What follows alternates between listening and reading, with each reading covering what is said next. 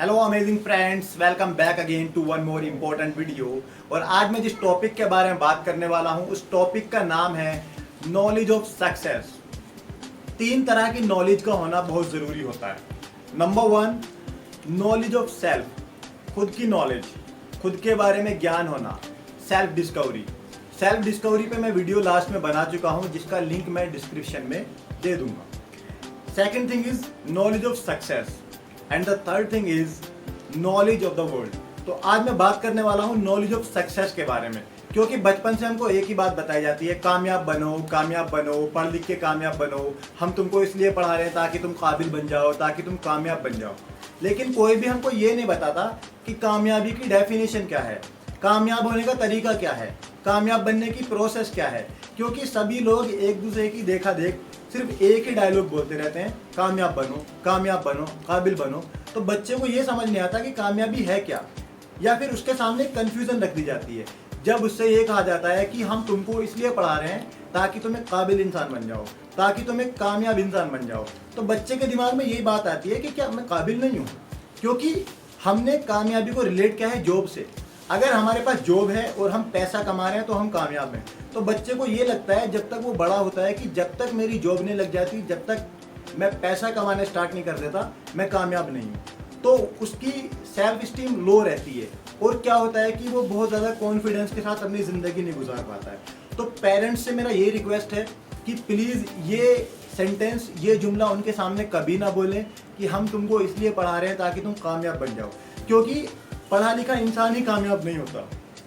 Earl Nightingale जो कि American author हैं, उन्होंने भी इसी बात पे फोकस किया, क्योंकि वो बहुत गरीब फैमिली में पैदा हुए थे।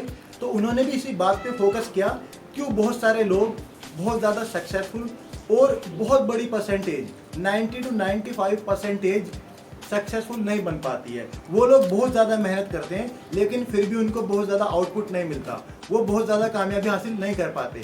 क्योंकि कितने लोगों को पता ही नहीं होता कि कामयाबी बनने का, कामयाबी हासिल करने का तरीका क्या है, उसकी प्रोसेस क्या है, उसकी डेफिनेशन क्या है।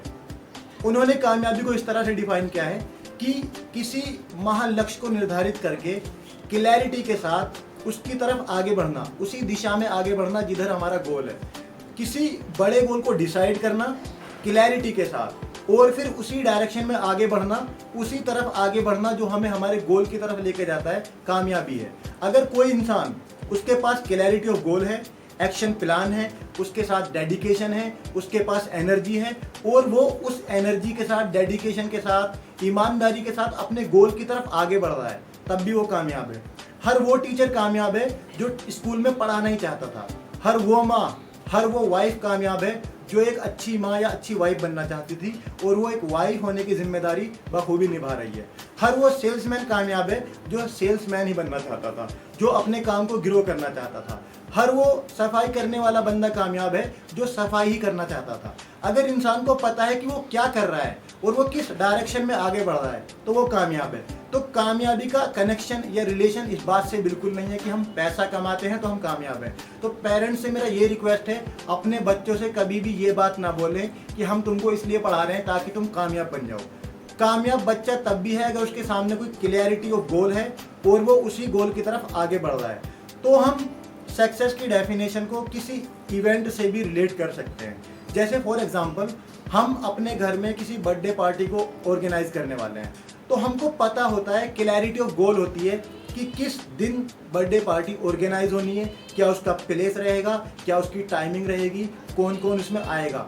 तो हमारे दिमाग में बिल्कुल भी इमेज की क्लैरिटी कम नहीं होती है। हम कभी ये नहीं कहते कि बर्थडे पार्टी है या कुछ और है। जैसे हमसे कोई पूछे तुम क्या करने वाले हो, तो हम क्या बोलते हैं, मैं ये करने वाला हूँ, या फिर टाइम आने बताएंगे, अभी डिसाइड नहीं किया है। लेकिन हम बर्थडे पार्टी ऑर्गेनाइज करने वाले होते हैं तो हमारे माइंड में क्लैरिटी ऑफ गोल होती है, क्या करना है, बर्थडे पार्टी करने जा रहे हैं। हम ये भी नहीं बोलते कि मैं करना चाहता हूँ। तो बर्थडे पार्टी में पहले क्लैरिटी ऑफ गोल है, फिर हम चीज़ों को लिखते हैं कि कौन कौन गेस्ट आने वाला है, क्या क्या सामान आने वाला है, हमारे पास पूरा एक्शन प्लान होता है। और थर्ड स्टेप जिसको हम चैलेंजेस कहते हैं, प्रॉब्लम्स कहते हैं। फॉर एग्जांपल, बर्थडे पार्टी चल रही है और अचानक से इलेक्ट्रिसिटी चली जाती है या फिर किसी और चीज़ की प्रॉब्लम हो जाती है, तो हम प्रॉब्लम को प्रॉब्लम नहीं मानते, हम उसको एक चैलेंज मानते हैं। हम उसका कोई सब्स्टिट्यूट तैयार करते हैं। अगर लाइट की प्रॉब्लम है तो हम लाइट अरेंज करते हैं, या फिर किसी और चीज़ की प्रॉब्लम है तो हम उसका कोई सब्स्टिट्यूट निकालते हैं, या फिर जो भी चैलेंज आता है हम उसको चैलेंज न मान के उस इवेंट को ऑर्गेनाइज कराते हैं। मतलब अगर हमें वो काम करना है तो है, चाहे हमें अपना रास्ता चेंज करना पड़े, चाहे लोगों की मदद लेनी पड़े। तो जब हम किसी छोटी सी पार्टी में चैलेंज को चैलेंज नहीं मान रहे, क्लैरिटी ऑफ गोल है, हमारे पास पूरा एक्शन प्लान है, तो फिर हम अपने करियर में ये काम क्यों नहीं करते? हमारे पास क्लैरिटी ऑफ गोल क्यों नहीं है? तो नंबर 1 हमारे पास क्लैरिटी ऑफ गोल हो कि करना क्या है, यही करना है तो है। अगर मुझे पॉइंट ए से बी तक जाना है, तो अगर ए से बी तक जाने का सीधा रास्ते में प्रॉब्लम है तो मैं ऐसे जाऊंगा, तो मैं ऐसे जाऊंगा, मैं ऊपर से जाऊंगा, मैं नीचे से जाऊंगा, लेकिन मेरे पास क्लैरिटी ऑफ गोल हो कि मुझे ये करना है तो है। सेकंड थिंग, हमारे पास एक्शन प्लान हो कि मुझे उसको किस तरह से हासिल करना है, क्या क्या चीज़ों की मुझे ज़रूरत है, कौन कौन से रिसोर्सेज मेरे पास हैं, क्या क्या स्किल्स मेरे पास हैं और क्या क्या स्किल्स मेरे पास नहीं है। And the third point is, जब लाइफ में चैलेंजेस आएंगे, प्रॉब्लम्स आएंगी, तो हमें उनको चैलेंज मानना है, प्रॉब्लम्स नहीं मानना, पीछे नहीं हटना, क्योंकि ये सक्सेसफुल बनने का एक प्रोसेस है।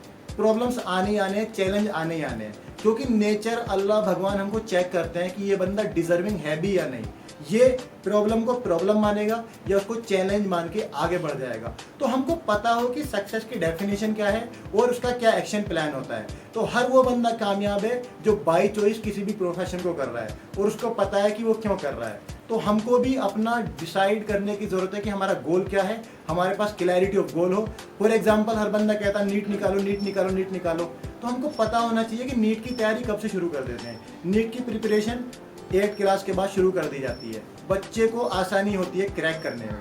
सो हमें पता हो कि हमारा गोल क्या है, क्लैरिटी ऑफ गोल हो, और चैलेंजेस तो आने ही आने हैं, मुझे ये करना है तो है। हमारे मन में एक ही बात हो कि मेरे पास क्लियर डायरेक्शन है, क्लियर गोल है और मुझे वहीं पे पहुंचना है।